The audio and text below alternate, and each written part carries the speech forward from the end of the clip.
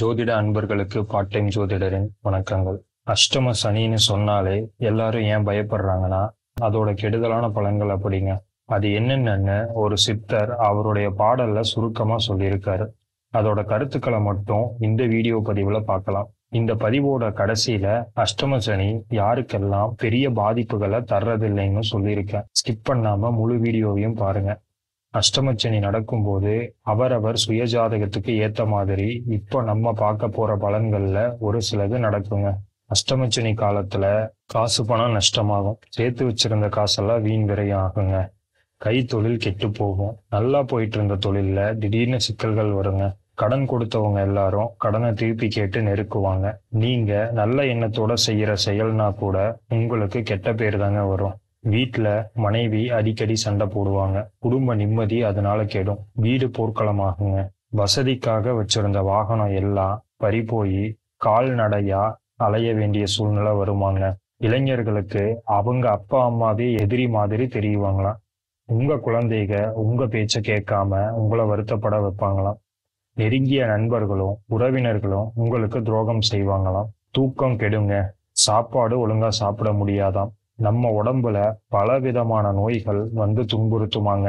வீட்டுல உயிர் சேதம் ஏற்படுமா. உங்க திறமைகள் எல்லாம் வீணாகி நீங்க எவ்வளவு அறிவாளியா இருந்தாலும் முட்டாள்தனமான முடிவு எடுக்க வைக்குமாங்க. விவசாயிக்கு விதைத்த விதை முளைக்காதான். விளைந்த பயிர் வீணாயிருமா. வியாபாரம் நஷ்டமாகி வேற ஊருக்கு ஓடுற நிலை வருமாங்க. அப்படி ஓடனாலும் அங்கேயும் அவதூறு வருமா. இத இந்த காலத்துல இருக்கிற தொழிலுக்கு ஏத்த மாதிரி புரிஞ்சுக்கங்க. கடைசியா அஷ்டலட்சுமியும் மறைஞ்சு போயிருமா. அதாவது வீட்டுல இருக்கிற செல்வங்கள் எல்லாம் அழிஞ்சு பல கண்டங்கள் வருமாங்க. அதனால தீயில விழுந்த புழு மாதிரி ஜாதகர் அலறுவாராம். இதெல்லாம் கேட்கவே எவ்வளவு கொடுமையா இருக்கு. அனுபவிச்சவங்களுக்கு தாங்க தெரியும்.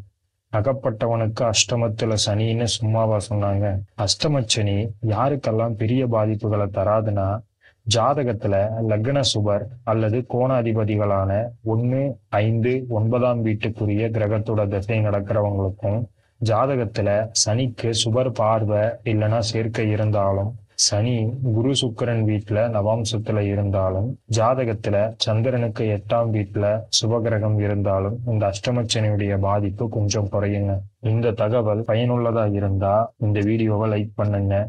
உங்க நண்பர்களுக்கு ஷேர் பண்ணுங்க. இது மாதிரி இன்னும் நிறைய ஜோதிட தகவல்களை தெரிஞ்சுக்க நம்ம பார்ட் டைம் ஜோதிட சேனலை சப்ஸ்கிரைப் பண்ணுங்க. நன்றி, வணக்கம்.